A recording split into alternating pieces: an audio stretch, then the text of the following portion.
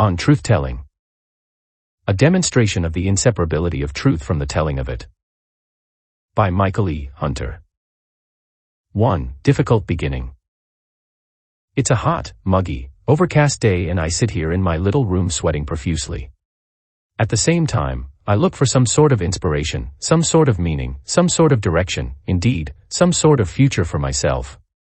For the fact of the matter is that, right now, right at this point in my life, I'm afraid of the future, afraid of my age and my aging, afraid of, to speak figuratively for a moment, putting to flight all the romantic songbirds of my soul. Afraid of, and still speaking figuratively, going out of this life not with a bang but a whimper. Is it any wonder then that, mindful of my youthful dreams and what has guided me thus far, I wish more than ever now for a bright star before me? And what could this bright start be if not, somehow renewed and revitalized, my long-held wish to be a great writer and thinker? A wish that, in my youthful and, indeed, not so youthful imagination, was hardly to be distinguished from a both erotic and egoistic fantasy, from imagining a life for myself of high adventure, heroism, and romance. It was in fact upon this rather heterogeneous and even conflicting basis that I set the whole course of my life and imagined at the same time that it would turn out to be, in its own way, cumulative, solid, and substantial. I imagined that it would resemble, on the spiritual plane if not the material, a large tree with an ever greater number of growth rings. But for some time now it seems that a part of me has grown cold to all this and, viewing the erotic if not the romantic as being more on the side of normal pursuits than exalted ones, is ready to lurch towards them like a lecher and let go all vain longings and imaginings of the higher sort. While this tendency or temptation has always been alive in me to some extent, it is only recently that it became so strong that I finally caught sight of myself being undone in a spiritual and possibly even worldly sense. That is, by turning myself into, and this no doubt needs to be handled delicately and worked out at length, what is not heroic or not even trying to be heroic but simply successful, professional, sociable, competent, respectable, and well off. It is by way of countering this cold front now moving in upon me, this fear of old age, an uncertain future, the loss of a more idealistic and youthful self, that I take on a very personal yet also very philosophical task. A task which is not only one with the subject of myself but the subject of truth-telling. A task which, because of this identification of the personal and the philosophical, cannot avoid a certain amount of self-indulgence on the one hand, as the personal, and presumption, obscurity, and dilatoriness on the other, as the philosophical.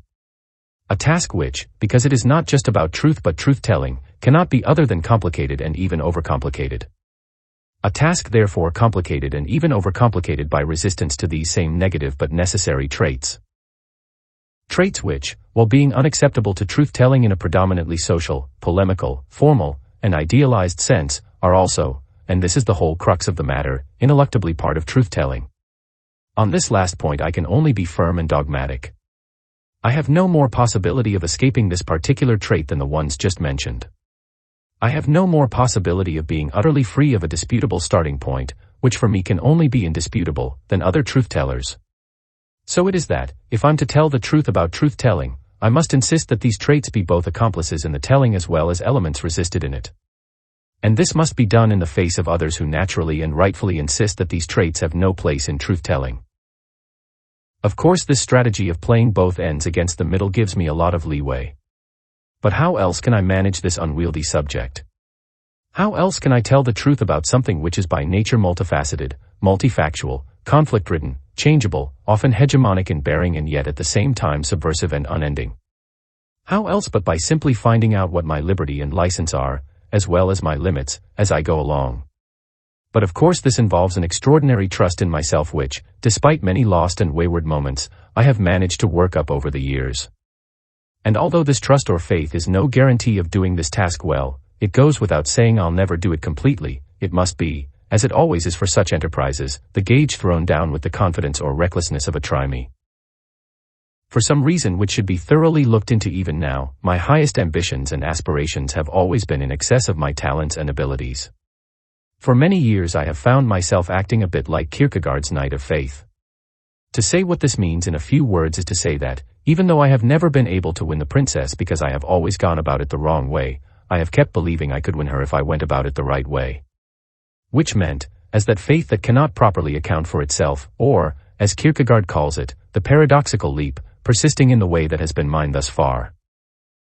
But just as there is no easy way to determine who or what this princess is or whether she is more spiritual than material or idealistic than erotic, so there is no easy way to determine what this thus far is. What this crooked path I have taken up to now is or has been, or whether it belongs more to the present than to the past, or to the past than to the present. After all, the fact that I dignify this present by calling it on truth-telling does not in any way prevent the inexorable melding of past and present. It does not do so because both the thus far and the past, however truthfully told, cannot be told without prejudice and filling in lacunae.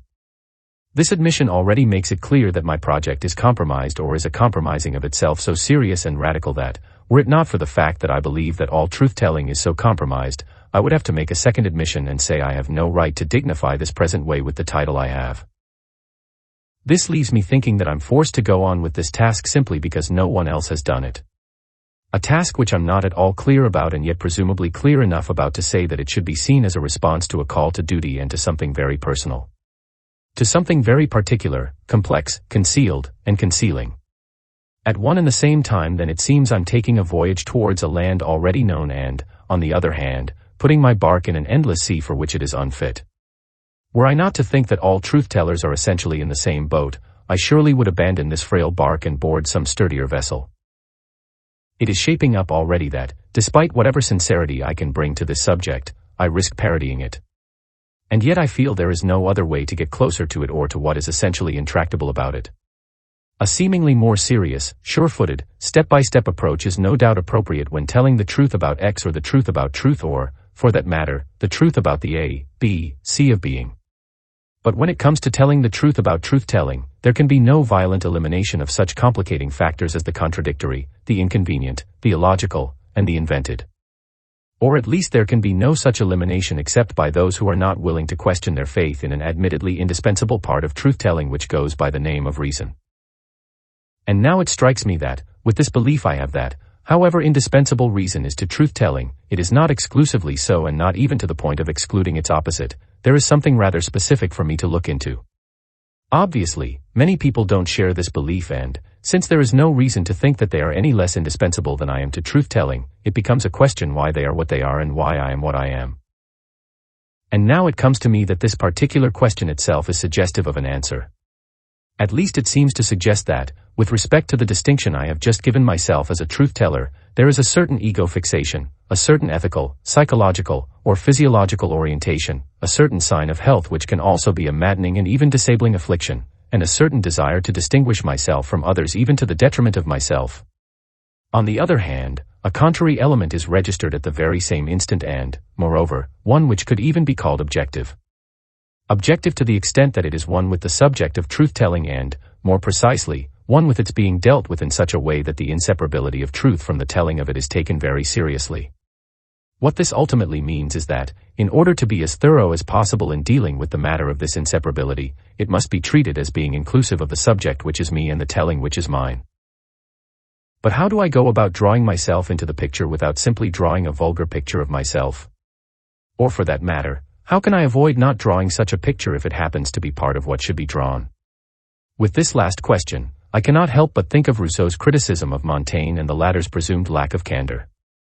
It wasn't a fair criticism because the times Montaigne was living in were not conducive to admitting the most unseemly aspects of one's private life.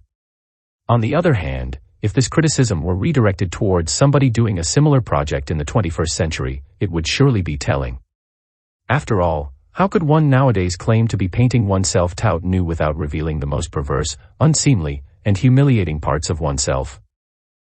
As far as I can see, however, the telling of the truth about myself even as a matter of telling the worst can only be guided by one principle. Dedicated as I am to having the best view of myself in a formal or objective sense, I'm at once undeniably and unavoidably ruled by the desire to take the best view of myself in a more personal sense.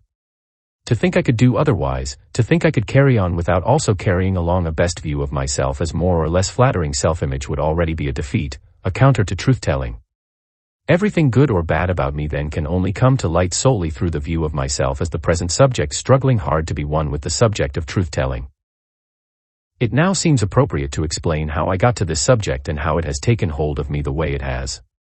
Explain it not as a preliminary or limited move, however, but as the very attempt to deal with the subject itself. For how can I explain how I got to the present subject without immediately involving myself in it? How can I explain how I arrived at it without at the same time trying to explain why others didn't or, for that matter, didn't even want to?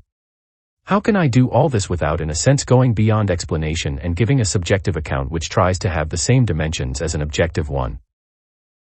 What is required then is some line of thought always bearing on truth-telling and yet taking me from the present to the past and back again. A line of thought so unwieldy as to be best introduced by a question.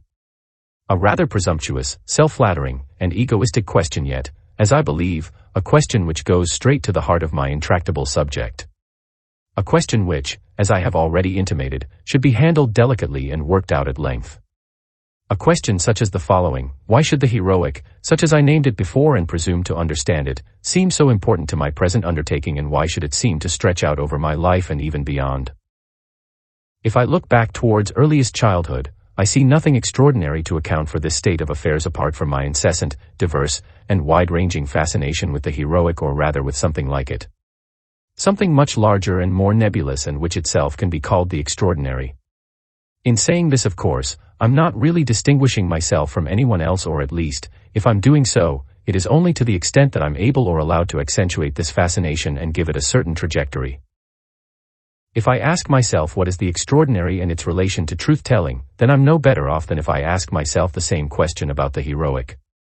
Either question is bound up with an account of truth-telling, which is also an account of telling the truth about this subject itself. Hence it is one with the subject of myself. If I were to start talking about the extraordinary as if I knew what it was apart from the subject of myself, I would be generalizing about it on the basis of an obscure area in myself without telling the truth about it.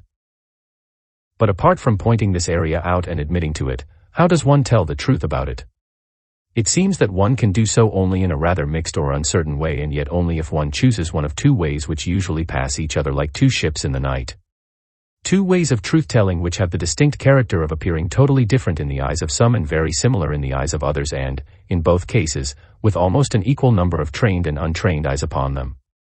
With respect to the first, a certain faith in reason holds sway, and, with respect to the second, a certain non-faith. But no more does the first manifest itself solely by way of reason than does the second without it. If I call the first way speculation and the second way storytelling, then I have already consigned the whole of truth-telling to dealing with the obscure. At the same time, it must be admitted that, in speculating myself as I'm doing right now, truth-telling is not primarily understood in the sense of what it is or can be at various stations and along various paths, but only in the sense of what it is or can be as disclosure of origins and ends. Not as repetition, but only as revelation does truth-telling run up against the obscure, and only in such a way that revelation itself must be both repeated and not repeated. In such a way then I must approach my own situation and its relation to the obscure. I must look into the origins and ends of myself as best as I can. But how do I go about this task which itself seems so obscure? Am I to use the seemingly different paths of speculation and storytelling in order to shed as much light on the subject as possible? Am I to develop some way of proceeding which would allow these two paths to run alongside each other and perhaps coincide? This is a question I don't really know how to answer except by striking out on one or both of these paths and seeing what happens.